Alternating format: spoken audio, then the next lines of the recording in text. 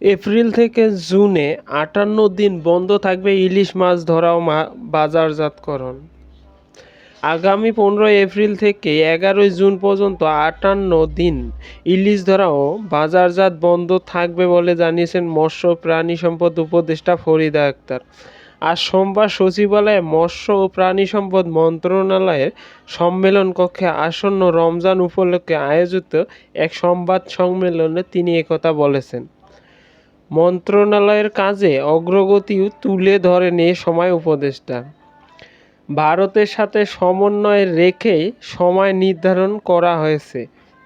একই সাথে ৬৫ দিনের পরিবর্তে এবার ৫৮ দিন বন্যা পিরিয়ড করা হয়েছে বলে জানান মিস আক্তার।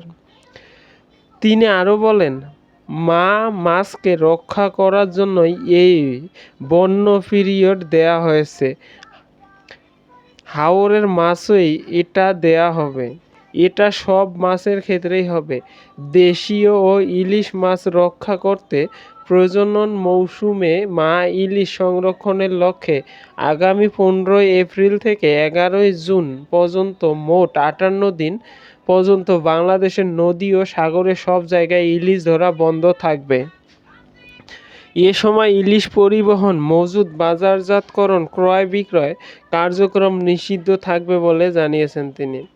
একই সাথে রমজান মাসে দ্রব্যমূল্য সহনীয় পর্যায়ে রাখতে সরকারের চেষ্টা করছে বলে জানান এই উপদেষ্টা।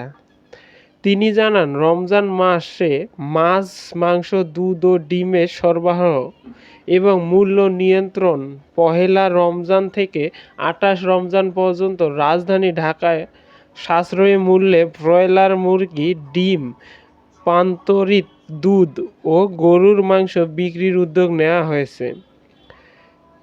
ট্রেডেস ব্রয়লার মাংস প্রতি কেজি ২৫০ টাকা, পান্তরিত দুধ প্রতি লিটার ৮০ টাকা, প্রতি ডজন ডিম ১১৪ টাকা এবং প্রতি কেজি গরুর মাংস ৬৫০ টাকায় বিক্রি হবে বলে মৎস্য উপদেষ্টা জানিয়েছেন।